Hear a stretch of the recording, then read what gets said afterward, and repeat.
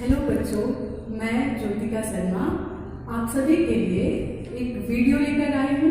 इस वीडियो के सहारे आप अपने पढ़ाई को पूरा कर सकते हैं। जैसा कि हम लोग अभी सभी जानते हैं कि बीते 1 साल होने को आया कि हमारा पढ़ाई पूरी तरह से रुका हुआ है, हम लोग स्कूल नहीं जा पा रहे। तो इसे देखते हुए हम सब आपके विद्यालय के ही शिक्षक सारे मिलकर आप सभी के लिए वीडियो बना रहे हैं ताकि आप सभी अपनी पढ़ाई को जारी रख सकें और आसानी से पढ़ाई कर सकें। तो इस वीडियो में हम लोग जानेंगे कक्षा 6 के बारे में। हम लोग कक्षा 6 के भूगोल का पहला पाठ इसमें पढ़ने वाले हैं और पहला जो पाठ है वो है हमारा सौरमंडल और पृथ्वी।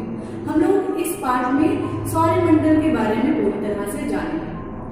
सौरमंडल के अंतर्गत क्या क्या चीजें हैं, किस प्रकार से होती हैं, इन सारी चीजों को हम लोग कवर करेंगे। तो आप सभी बच्चे बखूबी अपने घर परिवार में रहते हुए या फिर कहीं भी रहते हुए आसमान को तो जरूर देखते होंगे।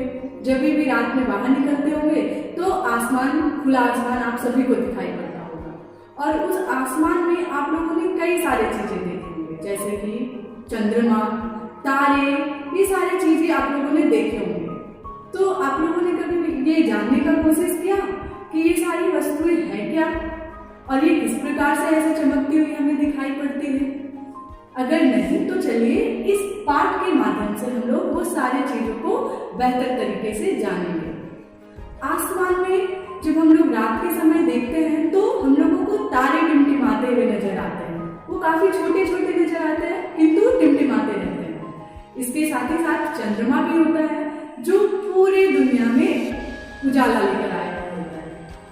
तो आप उस चंद्रमा को भी लगातार पूरे समय एक से आकार में नहीं देखते होंगे, कभी पूरे आकार में देखते होंगे तो कभी धीरे धीरे उसे कम होता हुआ भी देखते होंगे। या फिर किसी दिन आप लोग देखते होंगे कि चंद्रमा आज तो दिखाई ही नहीं पड़ रहा है, क्यों, ऐसा क्या है? तो हम लोग पहले इसके बारे में जानते हैं। जिस रात को चंद्रमा आप लोगों को पूरा गोल दिखाई पड़ता होगा उसे हम लोग पूर्ण चंद्रमा कहते हैं और उस रात को हम लोग पूर्णिमा वाली रात कहते हैं, पूर्णिमा कहते हैं। और फिर उसके बाद धीरे धीरे करके वो चंद्रमा कम होने लगती है और 15 दिनों के बाद हमें बिल्कुल ही दिखाई नहीं पड़ती, तो उस दिन को हम लोग अमावस्या कहते हैं। तो आप सब घर में अपने मम्मी को, अपनी दादी को या फिर कई सारे लोगों को बोलते हुए भी सुने होंगे आप सभी ने कि आज अमावस्या है, आज कहीं बाहर नहीं जाना, आज पूर्णिमा है। इस प्रकार की बातें आप सभी ने सुनी होंगी। तो हम लोग जान गए कि पूर्णिमा किस दिन को हम लोग कहते हैं और अमावस्या किस दिन को कहते हैं।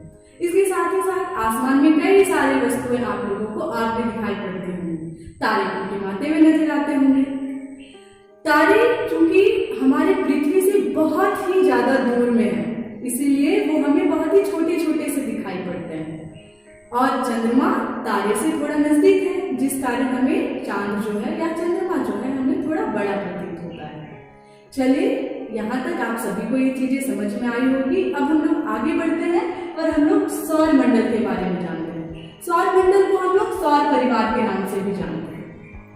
परिवार, ये शब्द सुनकर आप लोगों के मन में भी अपने परिवार का जिक्र आया होगा। जी हाँ, बिल्कुल जैसा सौर परिवार और हमारा परिवार, जैसे हमारे अपने परिवार में कई सारे सदस्य रहते हैं, कई सारे सदस्य मिलकर आपस में परिवार बनाते हैं और हम लोग रहते हैं एक साथ, उसी प्रकार हमारा सौरमंडल या फिर सौर परिवार भी है। हम लोग अपने समाज में ही देखते हैं कई सारे परिवार हैं और उन परिवारों में कई सारे सदस्य हैं। तो चलिए आज हम लोग सौर परिवार और सौर परिवार में जितने सारे सदस्य हैं उनके बारे में जानते हैं। जिस प्रकार से हमारे परिवार में भी हमारे परिवार का एक मुखिया होता है, हमारे पिताजी या फिर हमारी माता, ये दोनों में से कोई भी एक घर का मुखिया होता है। उसी प्रकार सौर परिवार में जो मुखिया है वो है हमारा सूर्य। सूर्य जो है पूरे सौर परिवार का एक मुखिया है।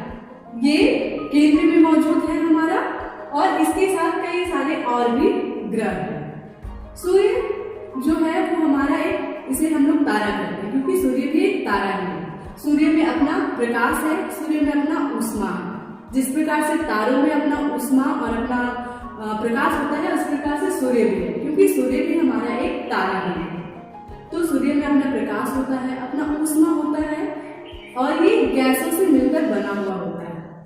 इसके अलावा सूर्य के साथ कई सारे और भी चीजें हैं जो कि हमारे सौर परिवार में मौजूद हैं। कुछ ग्रह हैं, कुछ उपग्रह हैं, कुछ खगोलीय पिंड, क्षुद्र तारे, ये सारी चीजें मिलकर सौर परिवार का निर्माण करती हैं। और इस परिवार का जो मुखिया होता है वो हमारा सूर्य होता है। सूर्य से अगर हम लोग बात करें इनके सौरमंडल में मौजूद ग्रहों के बारे में, तो सौरमंडल में कुल हमारे 8 ग्रह होते हैं। अगर सूर्य से दूरी के आधार पर इन ग्रहों का हम लोग बात करें तो सबसे नजदीक में, सूर्य से सबसे नजदीक जो ग्रह है वो है बुध ग्रह। उसके बाद हमारा शुक्र है, फिर हमारा पृथ्वी, जिस पृथ्वी पर हम सभी रह रहे हैं वो है, फिर उसके बाद है मंगल, बृहस्पति, शनि, वरुण और अरुण। ये कुल मिलाकर हमारे 8 ग्रह हैं हमारे सौरमंडल के अंदर, ये सारे ग्रह हैं। तो सूर्य की दूरी के आधार पर हम लोग देखें कि बुध जो है हमारा सबसे सूर्य से नजदीक ग्रह है और सौरमंडल का सबसे छोटा ग्रह भी हमारा बुध ही है।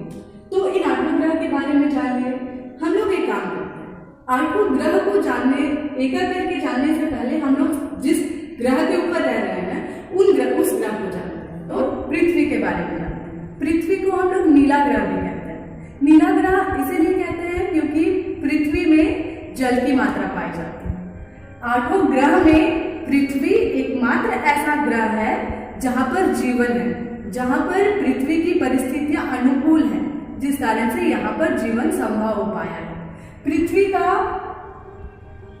1/3 भाग जो हमारा है वो हमारा महाद्वीपीय भाग है, बाकी इसके जो 3/3 भाग है वो हमारा जल या फिर महासागर वाला भाग है।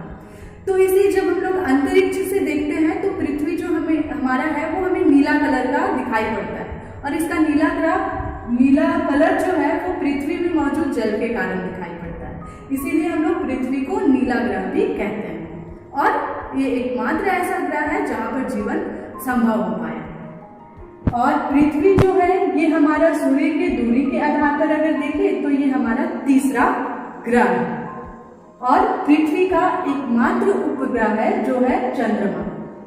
पृथ्वी क्या करती है, अपने अक्ष पर घूर्णन करती है, वो घूमते रहती है और अपने अक्ष में घूमने के साथ साथ वो सूर्य की भी परिक्रमा करती है।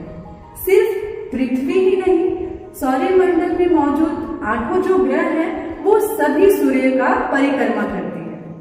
परिक्रमा और घूर्णन में कभी कभी हम लोग कंफ्यूज हो जाते हैं कि घूर्णन क्या है और परिक्रमण क्या है।